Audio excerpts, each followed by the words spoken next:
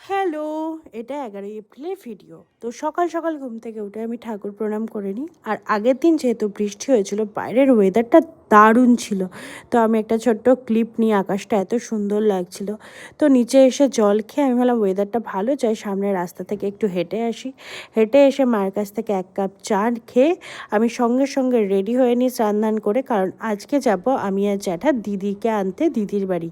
তো দিদি থাকে এখন ধনিয়াখালিতে। তো আমি আর জ্যাঠা বেরিয়ে পড়ি দিদির বাড়ি যাওয়ার উদ্দেশ্যে। দিয়ে রাস্তায় বর্মা আমার আর জ্যাঠার জন্য না মুড়ি মাখিয়ে দিয়েছিল, এত সুন্দর মাখিয়েছিল। তো মুড়ি টুড়ি খেয়ে এই 2 ঘন্টা 2.5 ঘন্টা লাগলো, দিদির বাড়ি পৌঁছে গেছি। দিয়ে এখানটায় আমি এখানে প্রথম আসছি এই ফ্ল্যাটটায়, এর আগে আসা হয়নি। তো এসেই দেখি মাহিরানি আমাদের ফোন চালাচ্ছে। আমি বললাম দাঁড়া, তুই ফোন চালাচ্ছিস, আমি সবাইকে দেখাবো তুই কত ফোন চালাস। আর চিকু তো আমাকে আজ জ্যাঠা দাদুকে দেখে এত আনন্দ হয়ে গেছে, নাচানাচি করছে। তার মধ্যে আমার দিদি আমার জন্য চা নিয়ে চলে আসে। চায়ের সাথে দিয়েছিল ঝুড়ি ভাজার বিস্কিট।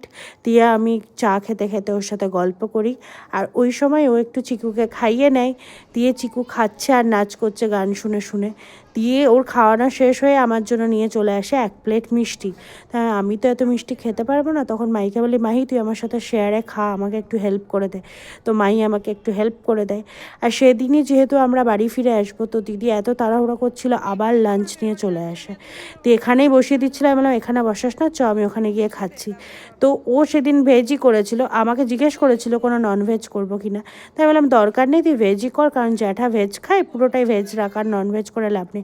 খুব ভালো রান্না করেছিল আমের চাটনি, বাটার পনির, বেগুনি, ফ্রাইড রাইস আর অনেক রকমের মিষ্টি ছিল। আর কোল্ড ড্রিঙ্কস তো থাকবে, খুব ভালো রান্না করেছিল। আর যেহেতু আমার জন্য আইসক্রিম এনেছে, বলছে তোকে আইসক্রিমটাও খেয়ে যেতে হবে। দিয়ে আবার আইসক্রিম খাই। দিয়ে বিকেলে আবার চা দিয়েছিল, ওটার আর ক্লিপ নেওয়া হয়নি। তারপরে মাহিরানি মামার বাড়ি আসার জন্য রেডি হয়ে বসে আছে। চিকু তো আনন্দ পাগল হয়ে গেছে। দিয়ে আমরা এই 6টা 6:30টার দিকে ধনিয়াখালি থেকে বেরিয়ে যাই কৃষ্ণনগরের উদ্দেশ্যে। তো রাস্তায় আমরা একটা বিরোহীর কাছে একটা ধাবা মতো আছে, বাঙালিয়ানা, আমরা ভেবেছিলাম ওখানে ডিনার করে নেব, কিন্তু এত সবাই টায়ার্ড ছিল, বাচ্চাগুলো ছিল বলে আর ওখানে ডিনার করা হয়নি। 1 কাপ চা আর বিস্কুট খেয়ে আমরা বেরিয়ে যাই। বাড়িতে এসে আবার রুটি টুটি খেয়ে ডিনার কমপ্লিট করে, সেদিন আর ক্লিপ নেওয়া হয়নি কারণ খুব টায়ার্ড হয়ে গেছিলাম। আজকের ভিডিওটা এখানেই শেষ করলাম। Thank you.